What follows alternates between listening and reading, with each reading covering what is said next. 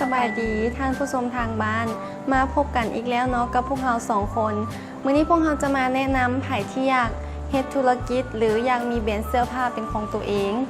มีงบน้อยเดียวก็สามารถเป็นเจ้าของธุรกิจได้แล้วในมื้อนี้เพราะว่าจะเป็นพนักงานนักเรียนนักศึกษาหรือประชาชนสามัญทั่วไป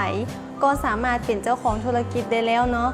มื้อนี้พวกเราจะมาตอบโจทย์ทุกปัญหาและความต้องการของท่านด้วยสุดโปรโมชั่นสุดนี้เลยสุดโปรโมชั่นสุดนี้เนาะสามารถตอบโจทย์ด้วยการรีดผ้าเสื้อกีฬาหรือผ้าฝ้ายไม่ว่าจะเป็นผ้าคัตตอนหรือผ้าลาว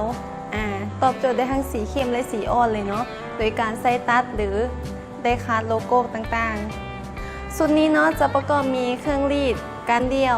มีปรินเตอร์มีเครื่องตัดเป็นตัวนี้เนาะเครื่องตัด Q3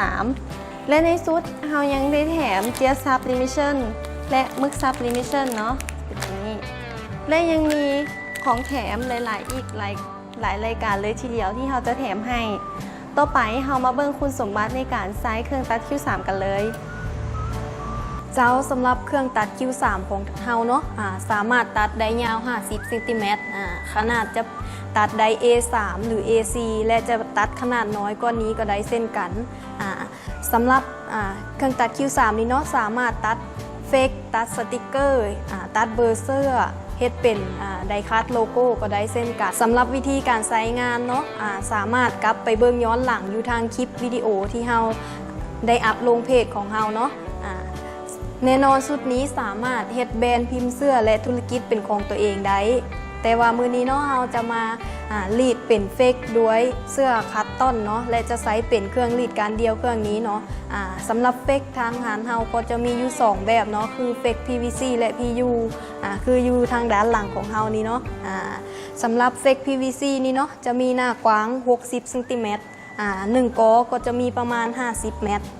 และเฟก PU นี้หน้ากว้างจะมีอยู่50 เซนใน1 เนาะก็จะมีอยู่25 เมตรคือกันแต่ว่ามื้อนี้เนาะเราจะมาสาธิตเป็นการรีดเฟก PVC เนาะจะได้รูปภาพออกมาเป็นแบบนี้เนาะที่เราได้ตัดออกมาผ่านเครื่องตัดเครื่องนี้เลยเครื่องตัด Q3 เนาะเราจะมาลอกเอาแต่ตัวหนังสือที่เราจะรีดต้องการจะรีดในมื้อนี้ต่อไปเพื่อบ่เป็นการเสียเวลาเราไปเบิ่งขั้นตอนการรีดนำกันเจ้าเนาะสำหรับอุณหภูมิที่ใช้รีดเฟกโดยการใช้รีดจากเครื่องรีดการเดียวเราจะใส่อยู่160หา180องศาเซเวลาเราจะใส่อยู่เป็น15 วินาทีเนาะอุณหภูมิเนาะทางเราจะได้ปรับไปแล้วส่วนว่าลูกค้าท่านใดที่ยังบ่ฮู้วิธีการปรับสามารถกลับไปเบิ่งคลิปที่เราเคยอัพลงเนาะในต้นๆเลยเราจะได้อธิบายวิธีการปรับอุณหภูมิไว้ท่านสามารถกลับไปเบิ่งย้อนหลังได้เดี๋ยวเราจะปาลิงก์ไว้ในรูปคลิปนี้เลยต่อไปเรามาเอาเสื้อเข้าหน้ารีดกันเลยเนาะ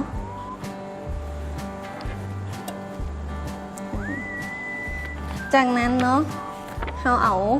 เฟกที่เราตัดไว้เนาะจะเป็นตรงนี้เลยใส่หน้าเสื้อกันเลย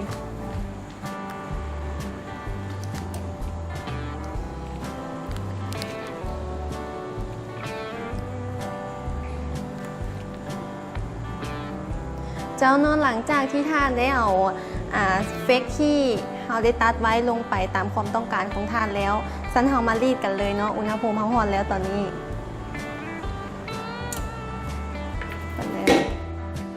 จากนั้นรอท่าเนาะให้มันนับถอยหลัง0ตอนนี้เวลาเรานับ0แล้วเนาะเรามาเอาหน้ารีดขึ้นนำกันเลย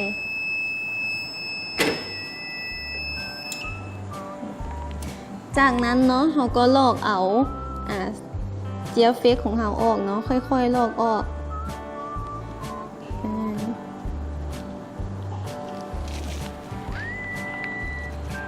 ก็เซตเป็นที่เพียมฮ้อนแล้วเนาะการพิมพ์เฟกเนาะ PVC โดยการใช้เครื่องตัด Q3 เนาะตัดก็จบเพียงเท่านี้เนาะสำหรับคลิปวิดีโอสาธิตวิธีการรีดเฟกที่ผ่านการตัดด้วยเครื่องตัด Q3 เนาะลูกค้าท่านไหนอยากหารายได้เสริมอยากมีเวียกเฮ็ดงานทำหรืออยากมีแบรนด์เสื้อผ้างามๆแบบนี้เนาะเป็นของตัวเอง สามารถมาปรึกษากับเฮาเนาะทางเฮาพร้อมให้คำปรึกษาสามารถติดต่อได้ที่เบอร์ 020-55-860-599 สอบถามข้อมูลเพิ่มเติมได้ที่เพจ @lawskintech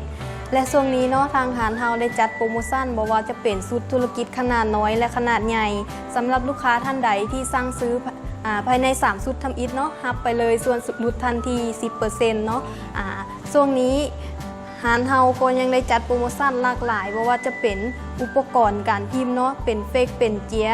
ลูกค้าท่านใดสนใจก็สามารถสั่งซื้อหรือสอบถามกันเข้ามาเลย